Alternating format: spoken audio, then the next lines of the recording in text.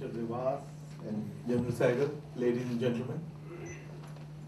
It's a great pleasure to be here today at the release of General Saigal's book. General Saigal I've known for the last few years because he's quite an activist in electoral reforms.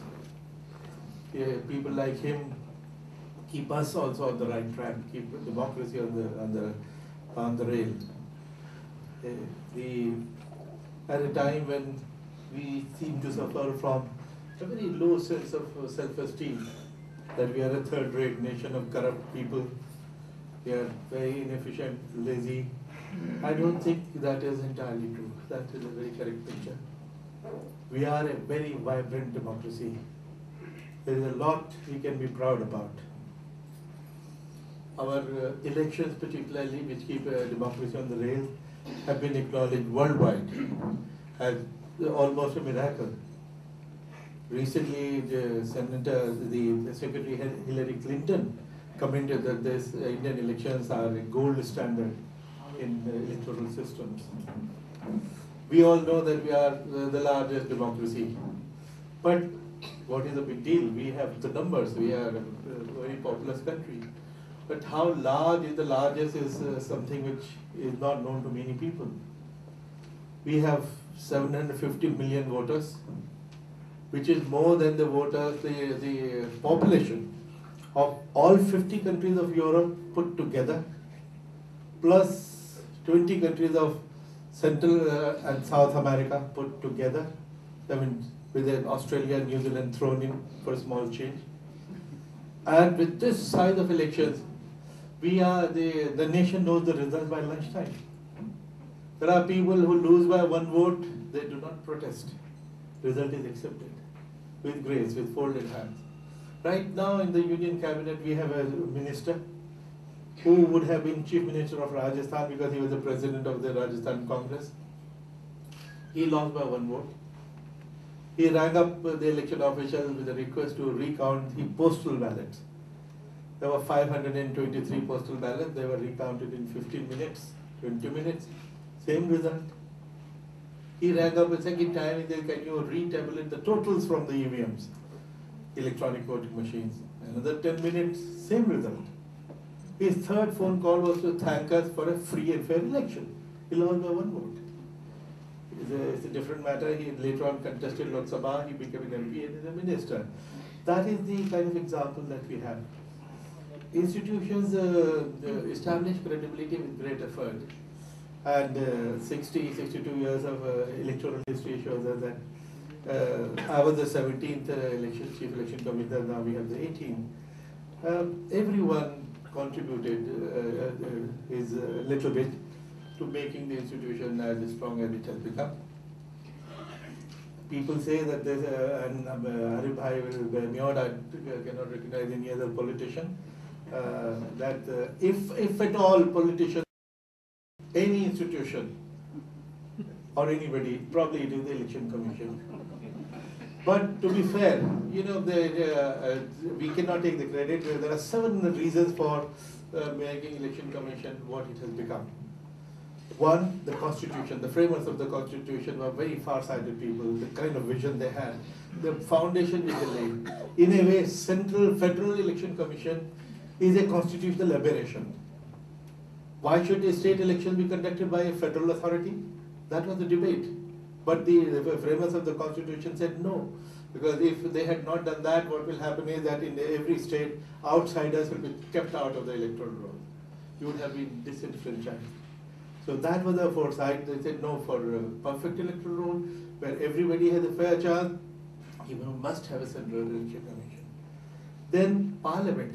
They passed the laws under the Constitution to make Election Commission as powerful as it has been. Third, the judiciary. Judiciary has been our guardian angel. Whenever the politicians try to tinker with our power, because if there is a embryonic, not relationship, but there is a natural conflict of interest between the government and the institutions. Institutions want to be independent, government feels that they should be controlled. That goes on. But 62 years of history, Election Commission has gone from strength to strength, largely because of judicial intervention. Judiciary gave us more powers than was given to us even by the Constitution. Then the fourth, your favorite whipping boy, the politicians. They have contributed to the strength of the beauty of Indian elections. Our model code is a gift of the politicians themselves. It's a voluntary code that we will not attack each other, we will not indulge in hate speech, we will not make personal attack, no communal caste appeal, no arousing sentiments which will lead to the chaos and riot. That's a gift of the politicians themselves, and let us accept that and give them the credit. Then another favorite whipping boy of everybody is the bureaucracy. Inefficient, lazy, corrupt. The same bureaucracy, the entire election is conducted by Indian bureaucracy. They're one of the few countries where bureaucracy conducts the election. The Western world cannot believe that bureaucracy can be independent and neutral. But we tell them, no, our bureaucracy is professional, it is neutral because politicians come and go, the government come and go, but the bureaucracy continues. Secondly, we have them under control for 35 years. If a bureaucrat misbehaves in an election, where will he go? We have him by the neck for 35 years. So therefore, we trust the bureaucracy more than we would trust anybody else, and they deliver. Under us, everybody conducts himself so beautifully. Then the media. They have been our eyes and ears, our allies. We try to send observers, we send our cameras, the video cameras to see what's happening, whether there is any violation of the model code, or whether the campaigning is fair. They tell us the same thing through their eyes, through the eyes of the camera. And to that extent, they help us a lot, and lots of very celebrated, very famous cases have been generated because of the media. And finally, the people of India. I think the people of India are the smartest voters in the world. Ask any losing politician and he will tell you. And you know, at the time when India chose democracy, the Western world was aghast. They thought that we've gone really off our rocker. Are we mad?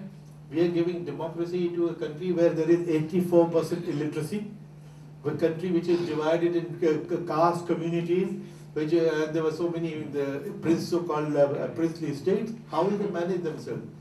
84% illiterate population, and voting rights were given to men and women at the same time. Imagine, every now and then we hear that, like EVM, even America doesn't use EVM, even Switzerland doesn't use EVM. Well, if I tell you that America gave equal voting rights to women in 144 years, would you still cite America as a model? If I tell you that the mother of all democracies, UK, took 100 years to give voting rights to women, what model are we talking about? And Switzerland gave equal voting rights to women in 1971. Well, therefore, our poor country gave the equal voting rights in 1950. That is another thing we have to be proud about. But, of course, people they make their contribution, they choose a good government. But good governance has to result, to emerge out of it. And General Saigal's book is about good governance. Besides the electoral, there is only one chapter on election, but he talks of good governance, the morality in the governance, in our social life, in our cultural life. It's a very interesting book. These are his musings.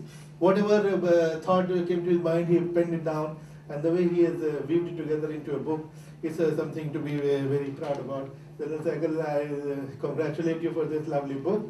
And we do hope that more books will come out of your pen. Thank you very much.